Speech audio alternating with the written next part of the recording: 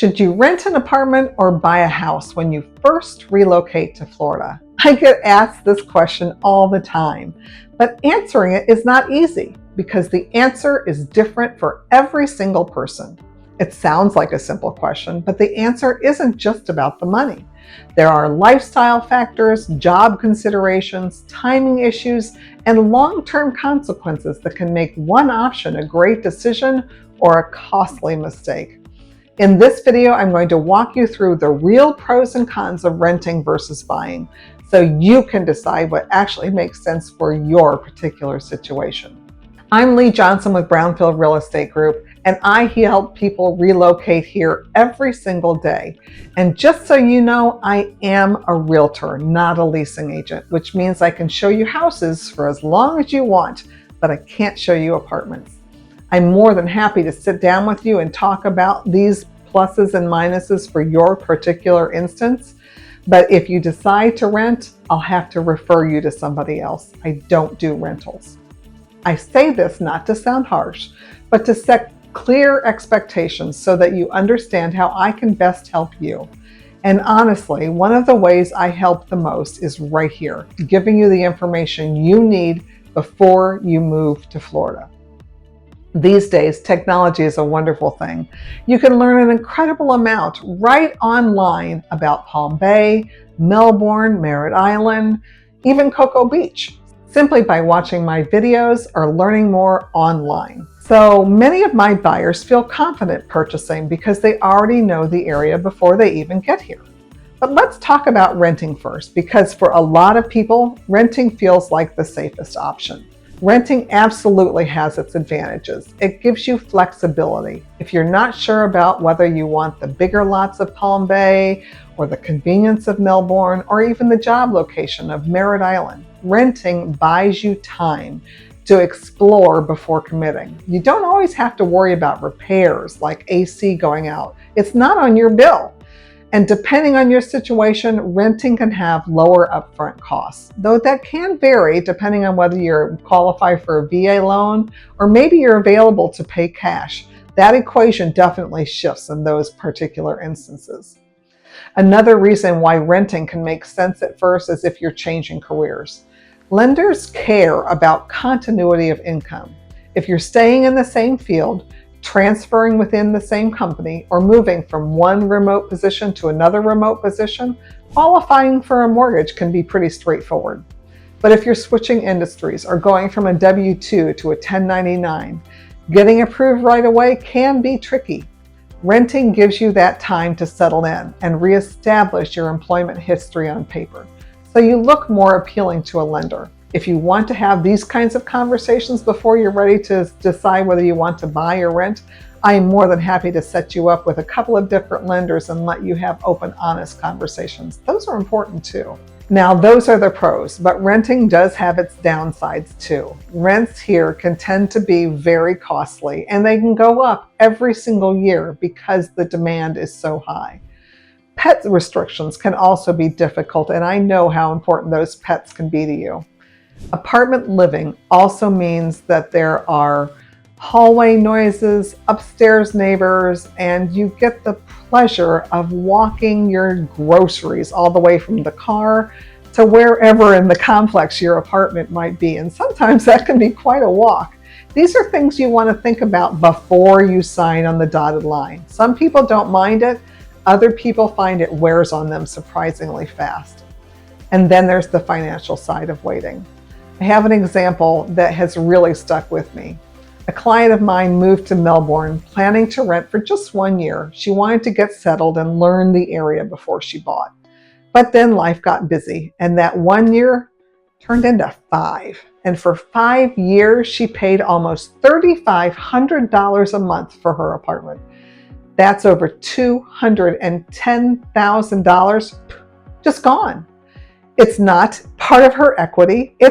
It now belongs to the people that own the apartment building, not hers whatsoever. And that house that she could have afforded easily 5 years ago, it is now significantly higher. And the payment she could have had isn't even close to what it would be today. And that's the part that people don't think about. When you're in a growing market like we are here in the Space Coast, time can quietly become your biggest expense. But renting isn't always a mistake. Sometimes it is the best possible option. Amanda is a great example of that. She moved here with her mom, her adult daughter, and her young son. They hadn't sold their house in Nebraska yet, and Amanda did not have a job lined up immediately. So renting really was the only feasible option for them. But it got done their number one priority, which is they wanted to move to Florida. Guess what? They were here, they found a 3-bedroom apartment in not the best school district, but it would do for a year. So they took it, and they've been happy. But time passed.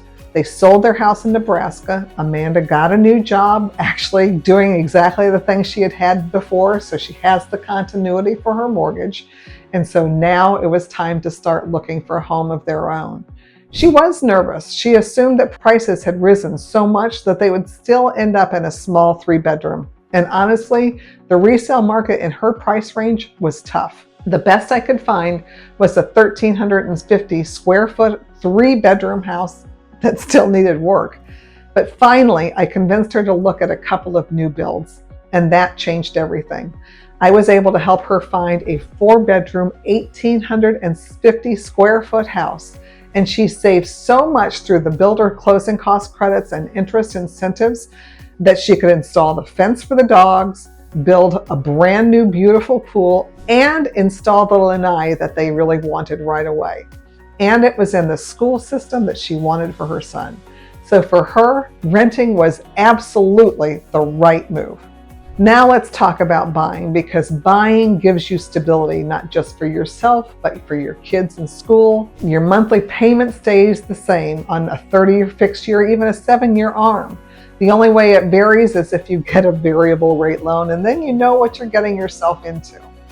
You can start building equity from day one, and here on the Space Coast, where growth, jobs, and development keep expanding, that can make a big long-term difference.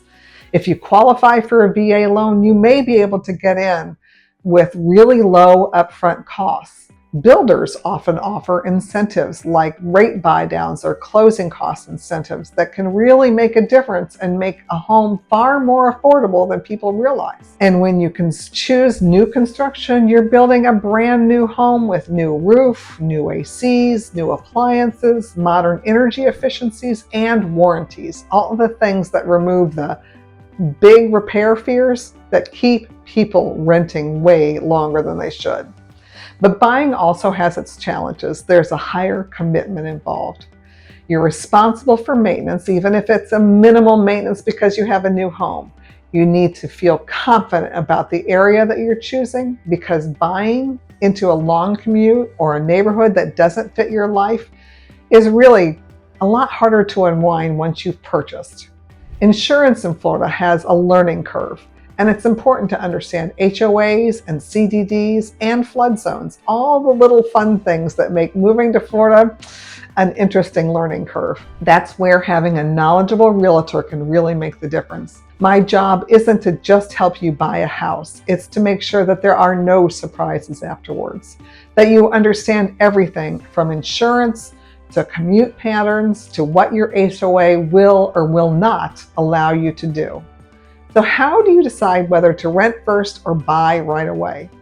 If you're unsure about the area, or if you're changing careers, or you just need to take some breathing room to get settled, renting for 6 to 12 months can absolutely make sense. And reminder, I said 6 to 12 months. There are short-term rentals out there that can be the perfect kind of in-between for you if you only want to rent for a little while.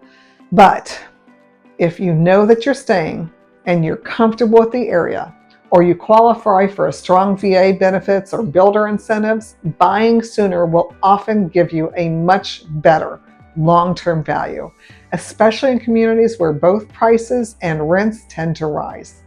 This is not a one-size-fits-all answer. It truly depends on your timeline, your comfort level, your financial situation, and your goals.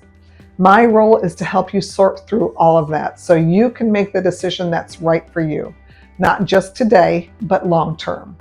If you're relocating to the Space Coast and you want help understanding your options, whether that's renting first or jumping right into a home, I am here to guide you. I can be your listening board, even if you're renting. My name is Lee Johnson. I'm with Brownfield Real Estate Group, and I cannot wait to help you find that perfect next home, even if it's a rental. Thanks so much for sticking around and listening. And if you have any questions, please leave them down below in the comments. I'd love to help you out. And I'll see you next week.